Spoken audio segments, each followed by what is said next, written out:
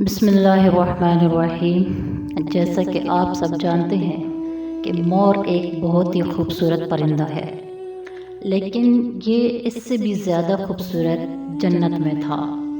مور کی خوبصورتی اور اس کے حسن پر سارے پرندے ناز کرتے تھے، لیکن ان سب خوبیوں کے باوجود بھی مور نے ایسی کیا غلطی کر دی کہ جس سے اللہ تعالیٰ نے مور کو جنت سے نکال دیا۔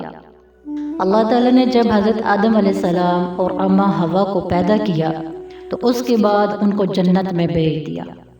وہ دونوں بہت ہی سکون سے زندگی گزار رہے تھے، بہت ہی مزیدار اور لذیذ پھل اور میوے کھایا کرتے تھے، لیکن ایک اناج جس کو اللہ پاک نے کھانے سے منع کیا تھا وہ اناج گندم کا تھا۔ حضرت آدم علیہ السلام کی وجہ سے ہی شیطان کو نکال دیا گیا تھا۔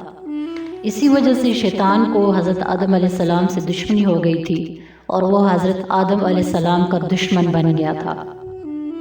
شیطان کی یہ خواہش تھی کہ وہ کسی بھی طرح حضرت آدم علیہ السلام کو جنت سے نکال دے اور ساتھ ہی اماں حوا بھی جنت سے نکل جائیں۔ شیطان کو جب خبر ہوئی کہ حضرت آدم علیہ السلام کو تمام پھل اور میوہ کھانے کی اجازت ہے سوائے ایک پھل کے، تو شیطان نے سوچا کہ بدلہ لیا جائے اور انتقام کی آگ دل میں لیے جنت کے دروازے کے پاس آیا اور بیٹھ گیا، اور 300 سال تک وہاں پر بیٹھا رہا تاکہ کوئی جنت کے دروازے سے باہر آئے اور شیطان اس سے بات کر سکے۔ ایک دن اچانک جنت سے مور باہر آیا۔ شیطان نے اس کو دیکھا اور بہت خوش ہوا۔ شیطان نے اس مور سے پوچھا، اے خوبصورت پرندے، تم کون ہو؟ تو مور بولا کہ میں مور ہوں، اب تم اپنا تعارف کرواؤ۔ تو شیطان نے جھوٹ بولا کہ میں ایک فرشتہ ہوں، میرا دل چاہتا ہے کہ میں بھی جنت میں جاؤں، وہاں کی نعمتوں کو اپنی آنکھوں سے دیکھوں۔ تو شیطان مور سے کہنے لگا، کیا تم مجھے جنت کے اندر لے جاؤ گے؟ میں اس کے بدلے تمہیں 3 ایسی باتیں بتاؤں گا جس کی وجہ سے تمہیں ہمیشہ کی زندگی مل جائے گی، تمہیں نہ بیماری آئے گی اور نہ ہی بڑھاپا، تم ہمیشہ کے لیے جنت میں ہی رہو گے۔ شیطان کی یہ ساری باتیں سن کر مور لالچ میں آ گیا اور کہنے لگا کہ مجھ میں اتنی طاقت نہیں ہے کہ میں تمہیں جنت کے اندر لے جاؤں، لیکن میرا ایک دوست ہے جو تمہاری مدد کر سکتا ہے۔ اس کے بعد مور اپنے دوست سام کے پاس آیا اور اس سے ساری بات کی۔ سام بھی شیطان کی باتوں سے بہت خوش ہو گیا اور اس طرح سام شیطان کو اپنے منہ میں چھپا کر جنت میں داخل ہو گیا۔